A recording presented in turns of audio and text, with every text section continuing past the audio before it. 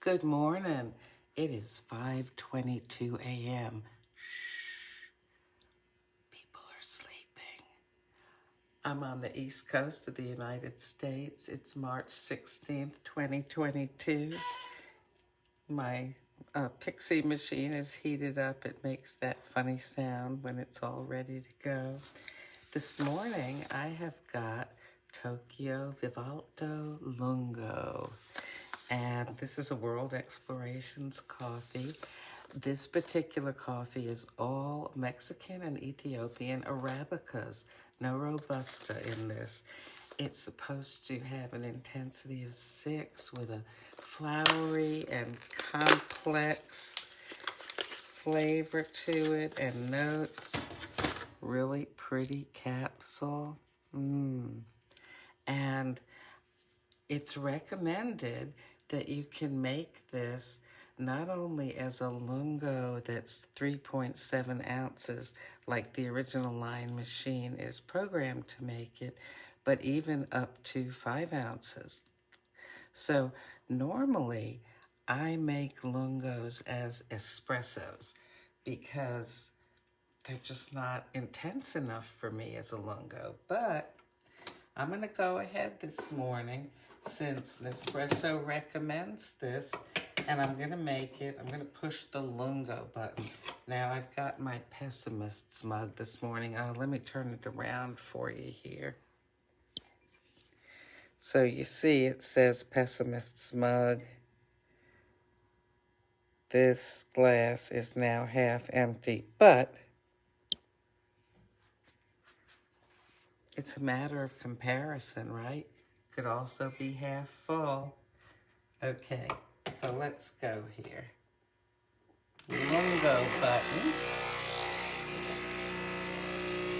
Now, it's recommended to drink this black, and it's supposed to have a sweetness to it.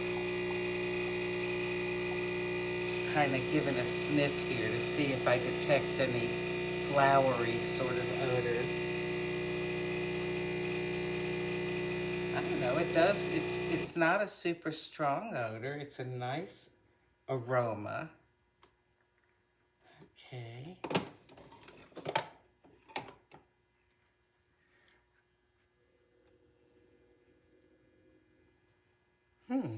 Okay, oh, let me get a spoon. All right, here we go. Kind of return some of that crema into the coffee. I always like to taste the spoon to see what the crema is like.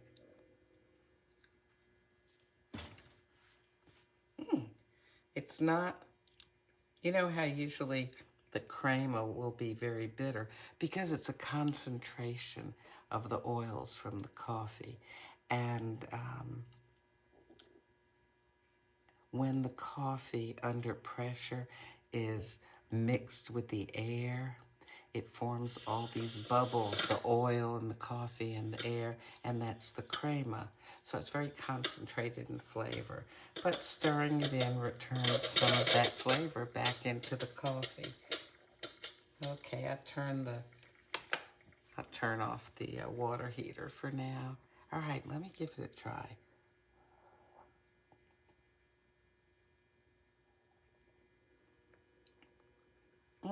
This is definitely milder.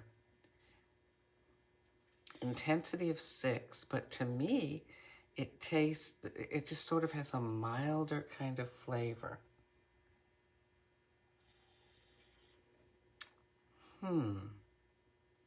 Yep, it's definitely mild. You know, yeah, I want to go ahead and put some milk into it and see what it's like that way. Now, yesterday I was frothing some of this milk. Well, I was trying to, and it did not froth up, whereas it did the day before. We'll see what it does today. I still haven't figured out what the difference is. It doesn't seem to be the age of the milk. I I've had milk sort of flip-flop back and forth. They froth one day, they don't the next day.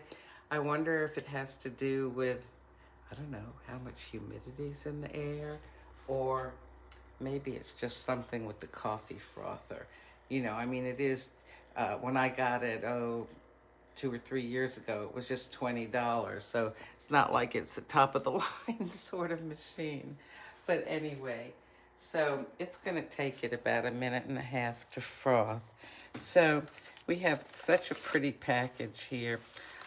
It makes a difference to me, you know, the way the package looks, the way the capsule looks. It does. Doesn't that influence you? If you're eating something, wouldn't you rather have it presented in a what looks an appetizing way rather than everything just slopped onto the plate? You know, it's the same thing with selling anything. And I don't mean selling for money, but like if you're presenting something for your family to have or your friends to have, you try to present it so it looks attractive. So, you know, I am influenced by the packaging. Of course, sometimes the packaging doesn't matter. What really matters is what's in the package, right? So look, today it frothed. I don't know. I'm just glad it did. Okay, so I've got about, maybe 3.5 ounces of frothed 30-calorie almond milk. And I'll just give it a mix in here and give this coffee a taste. I am going to run this as an espresso. Okay? I'll do that tomorrow and see how it compares. Maybe when, that's kind of yummy. Maybe when run as an espresso, it'll strike me differently. Now, I can't imagine making this with, this is essentially like 3 ounces, no, almost 4 ounces of water, 3.7. Can't imagine making it with 5 ounces. For me, it would be too weak, but let me give this a taste.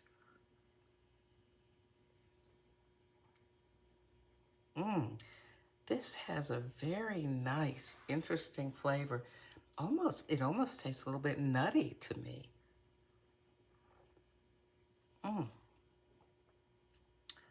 Oh my goodness, you know, I had no idea what I was going to think of this. I mean, no expectations at all.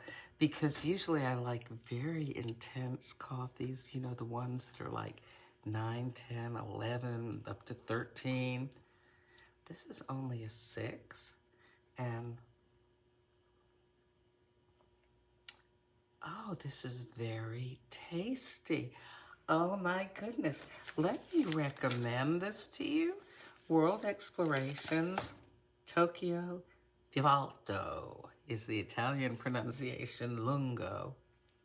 Okay, Tokyo Vivalto Lungo for the original line on Nespresso.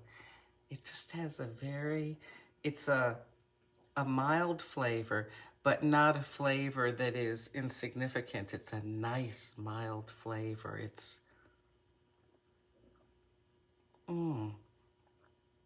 tasty and almost a little comforting.